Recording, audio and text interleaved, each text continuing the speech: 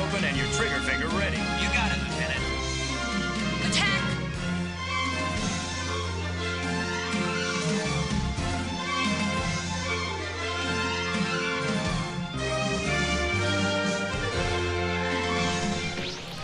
Hello, welcome to the Fanatics of Film. My name is Ben, and I have got my good friend Joe here. He's going to tell us all about his awesome experience here at the FanX Expo. Is that how it's the Double Expo? Just kidding. It's now the what was formerly Salt Lake Comic Con is now the FanX Salt Lake Comic Convention. And basically there was a lawsuit against our Comic Con because San Diego, the promoters for San Diego and New York Comic Con actually have a trademark on that.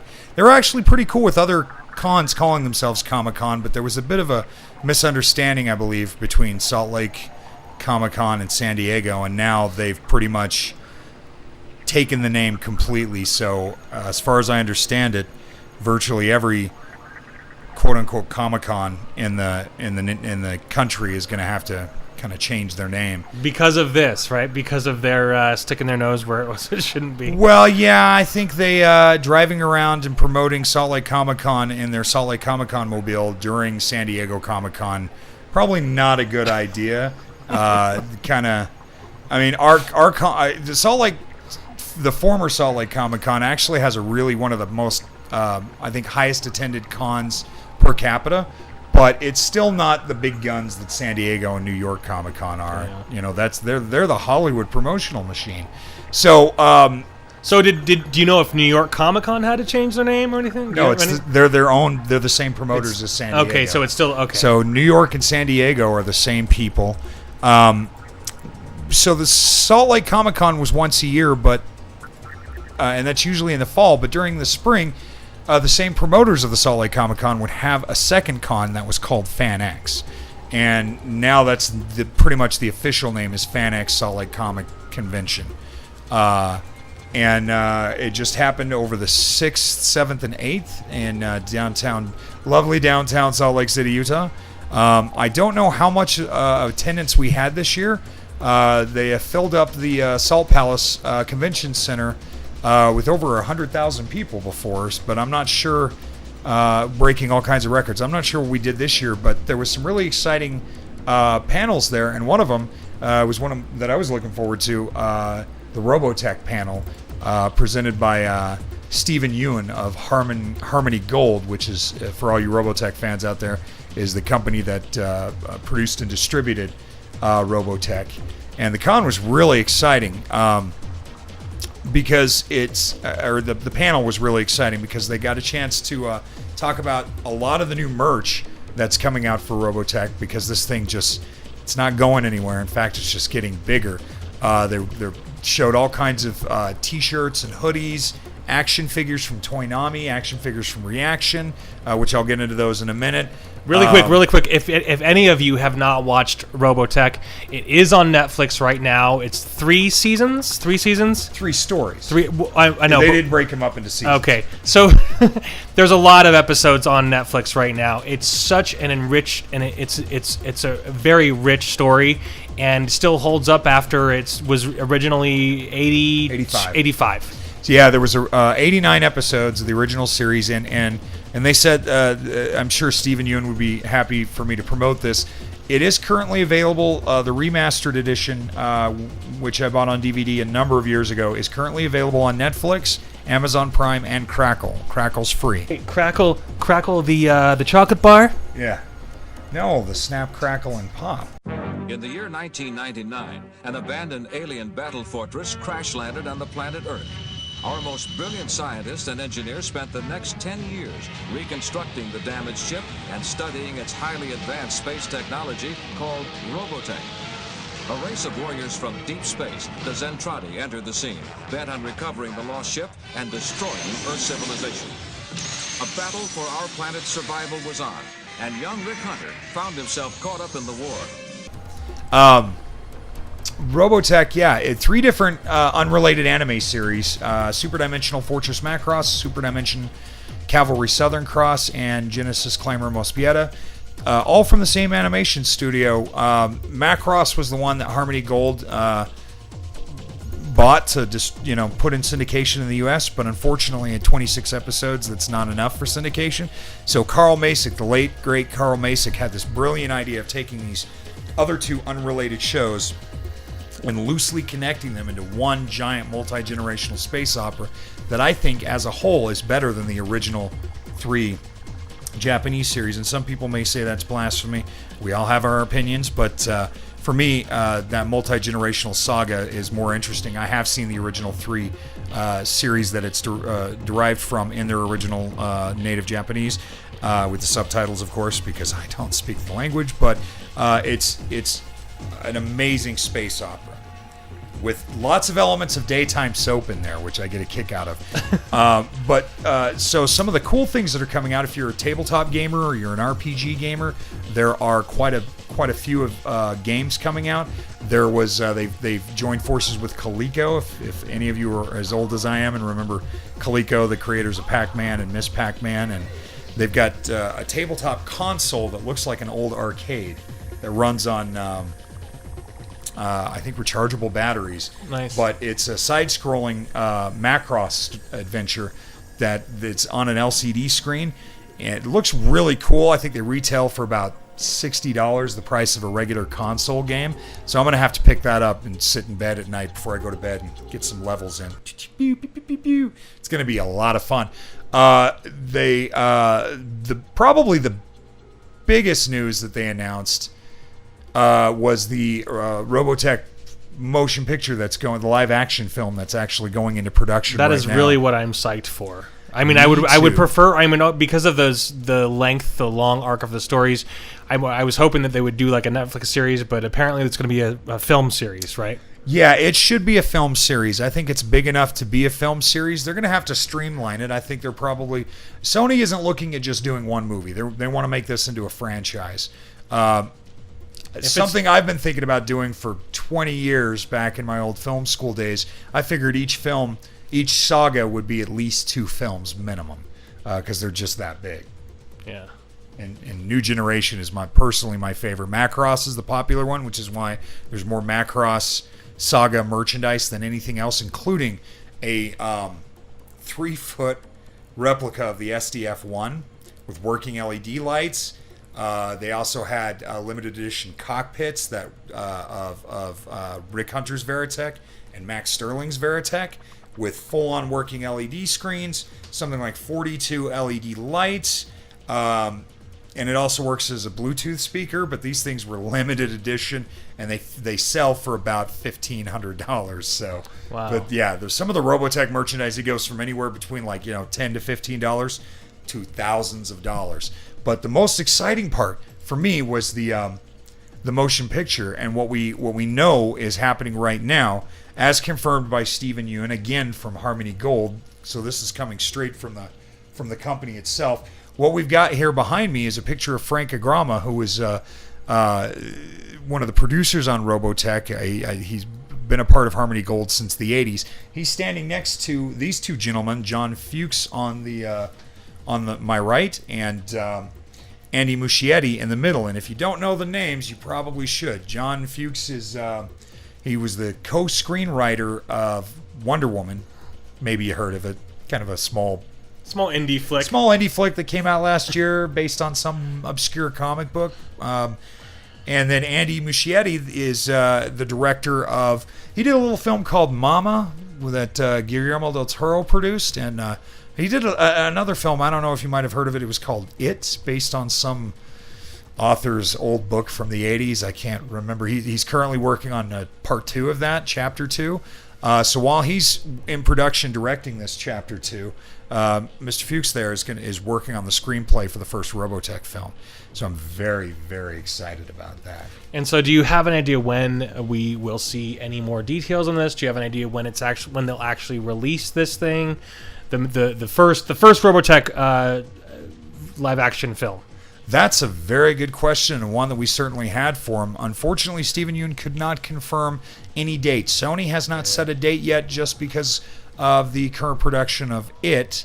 And once that's done, and once the first couple drafts of the script are complete, I'm willing to bet by this time next year they'll have a date announced, if not before then, probably at the beginning of next year. I believe they're going for most likely a 2020 release. Okay. Hopefully late 2019. And that's actually really good news because it just simply means that they're taking their time with this thing. They're not like in a hurry to get it out. They want to make sure that it's good before they're really trying to push for this thing. Yeah. So.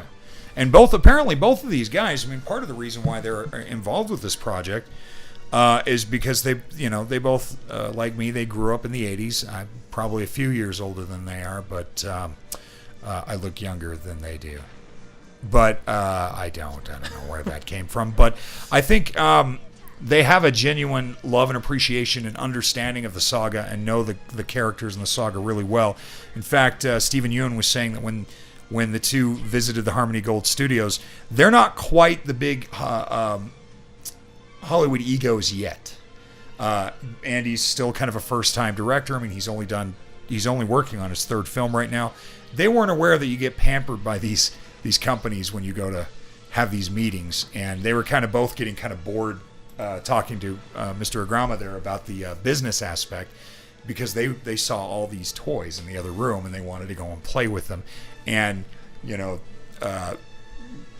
John Fuchs is wearing the hoodie, the Robotech hoodie. Andy Muschietti has a 12-inch Rick Hunter doll there that fetches a few $100s. They were just taken with them, and they were blown away when they were told, you can keep those. They're like, we can?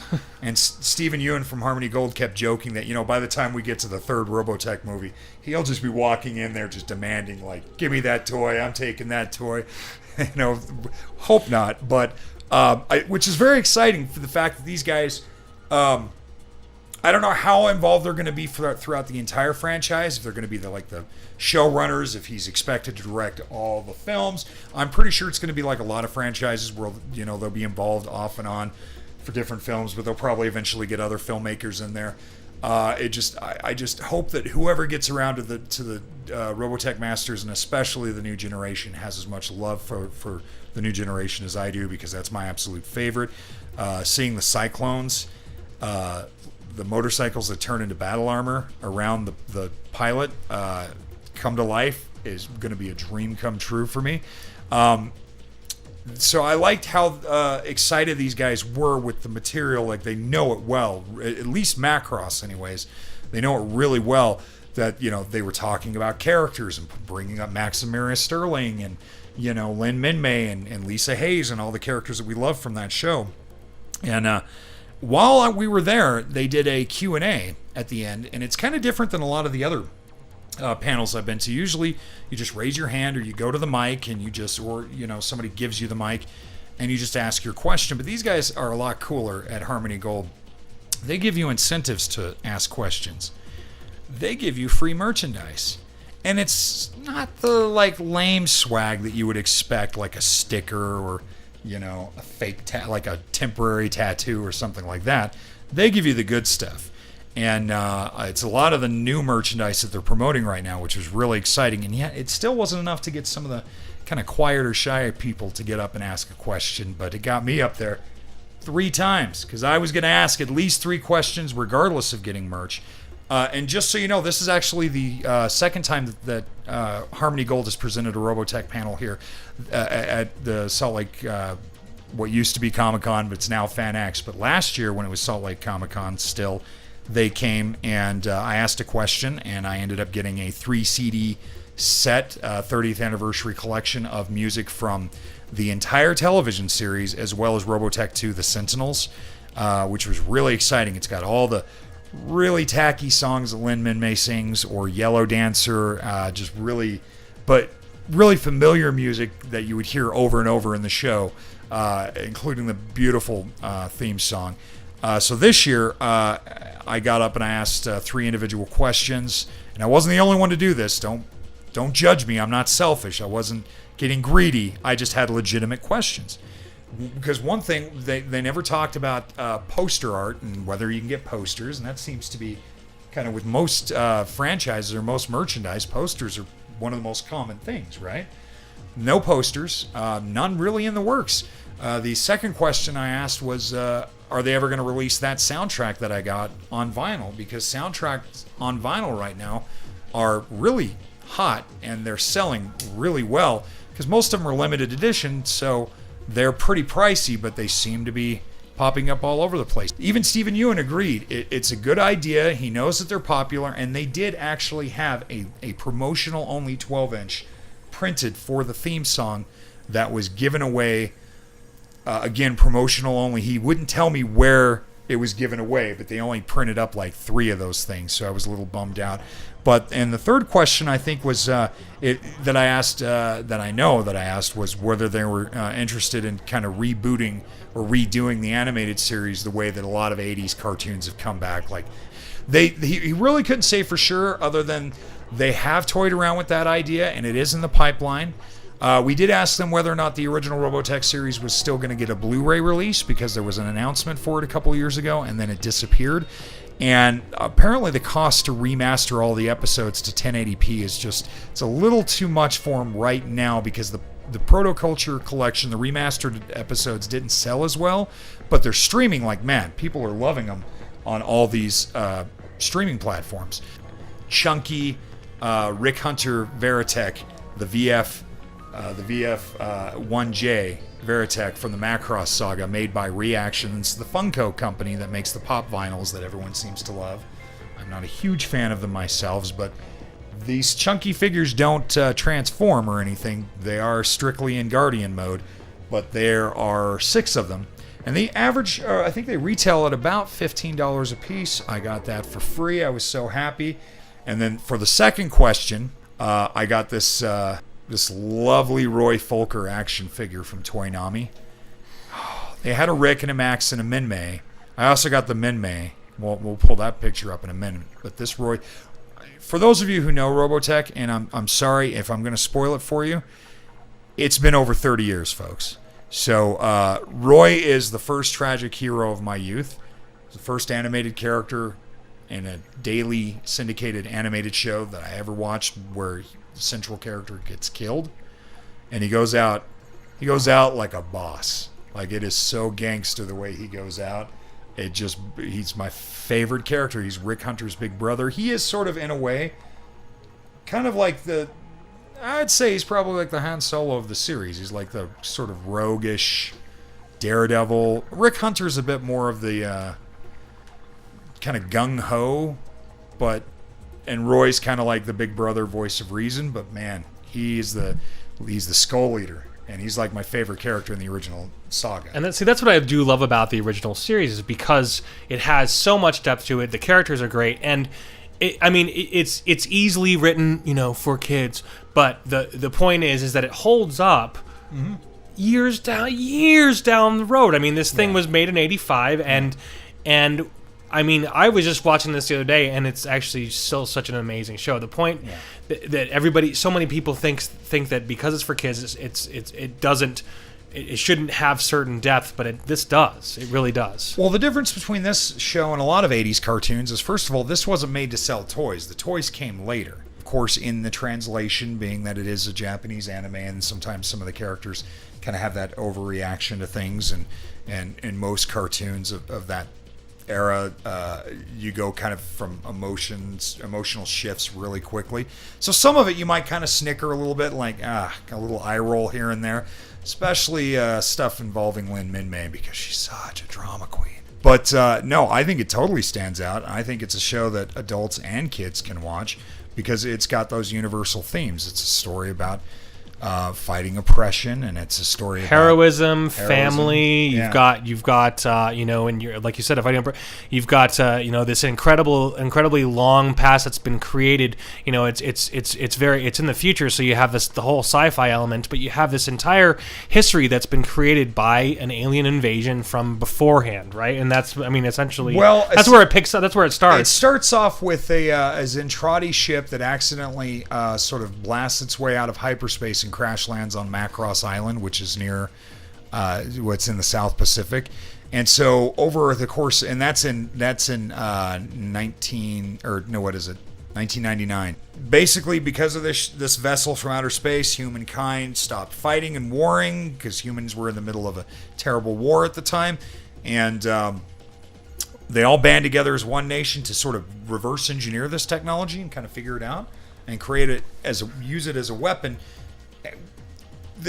Mostly as a weapon. The idea of exploring space and stuff is not really what it's designed for, even though you could, apparently, because it comes from a totally different solar system. But we back engineered it, the technology, which created robotechnology, giving us the ability to have planes that transform into mechs and things like that, mainly as a deterrent in case whoever sent it, which we didn't know at the time, comes back to reclaim it.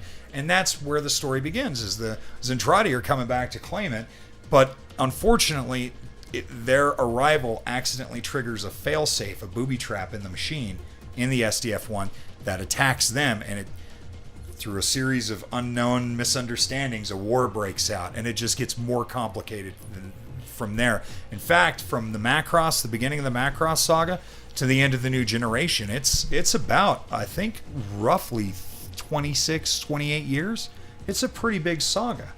And I can't wait to see this live action movie and see what they do, and I hope they don't redesign the costumes. So I'm hoping that in the movie, they get things like Lin Minmay here for the Miss Macross pageant.